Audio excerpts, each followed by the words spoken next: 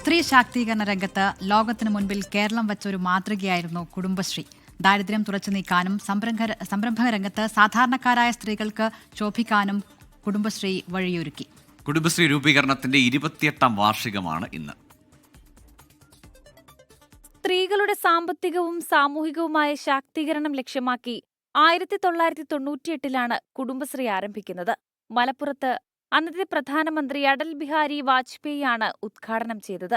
ദാരിദ്ര്യ നിർമ്മാർജ്ജനമായിരുന്നു ആദ്യ വർഷങ്ങളിലെ പ്രധാന ലക്ഷ്യം. ത്രിതല പഞ്ചായത്ത് സംവിധാനത്തിന്റെ മാതൃകയിൽ സമൂഹത്തിന്റെ താഴെത്തട്ടിലുള്ള വനിതകളെ ഒരുമിച്ചു കൂട്ടാനുള്ള പദ്ധതി വൻ വിജയമായി.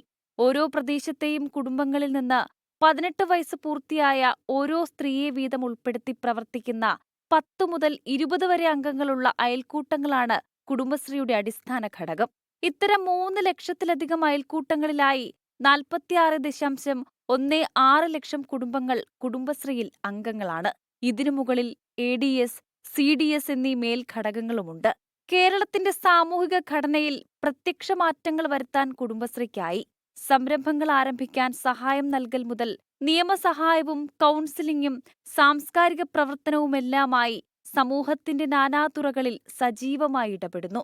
സർക്കാർ പദ്ധതികളുടെ ഗുണം നേരിട്ട് താഴെത്തട്ടിലെത്തിക്കുവാനുള്ള ശ്രമങ്ങളിലും ഭാഗമാകുന്നു. സ്വയം പര്യാപ്തത കൈവരിച്ച നിരവധി വനിതകളുടെ വിജയകഥകൾ കുടുംബശ്രീക്ക് പറയാനുണ്ട്.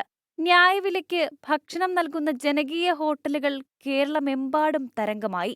സ്ത്രീ ശാക്തീകരണത്തിൽ കുടുംബശ്രീ വഹിച്ച പങ്ക് ആർക്കും നിഷേധിക്കാനാകാത്തതാണ്. Research desk 24.